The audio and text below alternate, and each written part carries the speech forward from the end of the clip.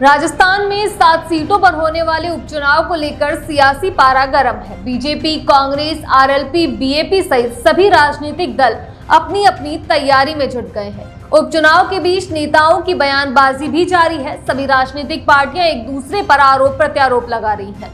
राष्ट्रीय लोकतांत्रिक पार्टी के सुप्रीमो हनुमान बेनीवाल के बयान के बाद राजस्थान की राजनीति में उबाल आ गया है। हनुमान बेनीवाल ने बयान देते हुए कहा कि भाजपा मेरी नंबर 1 दुश्मन है।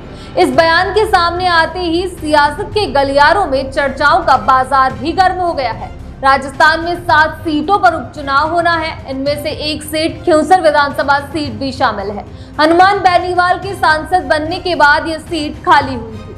हनुमान बेनीवाल लगातार खिंवसर विधानसभा सीट को लेकर सियासी रण में उतरे हुए हैं। हनुमान बेनीवाल ने कहा कि खिंवसर विधानसभा की सबसे हॉट सीटों में शामिल है।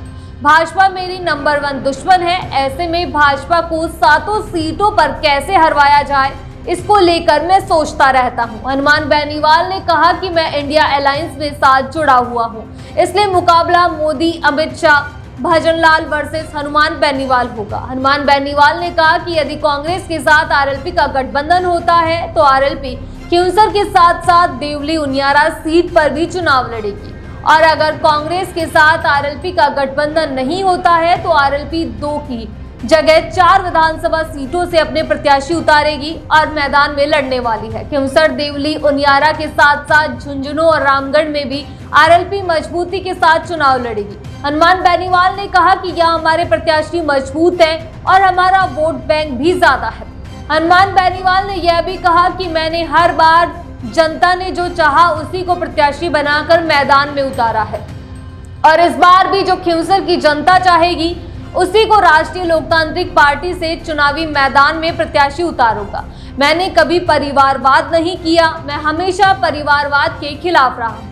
हनुमान बेनीवाल ने भाजपा पर निशाना साधते हुए कहा कि भाजपा में सभी लोग अलग अलग जगह कार्यालय खोलकर अपनी अपनी राजनीतिक रोटियां सेक रहे हैं। ओम बिरला अलग हैं, अमित शाह अलग हैं, मोदी अलग हैं, भजनलाल भी अलग हैं।